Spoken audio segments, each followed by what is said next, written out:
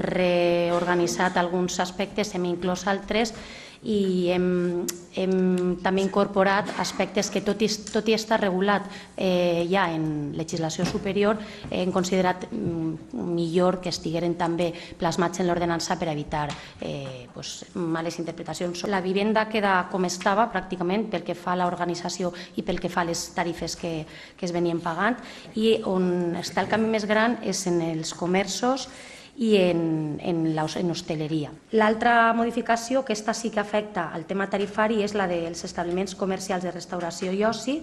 Baixa la taxa que es paga als restaurants fins a menys de 50 comensals, venien pagant 336, ara pagaran 204 euros. Hem regulat també les baixes del FEM.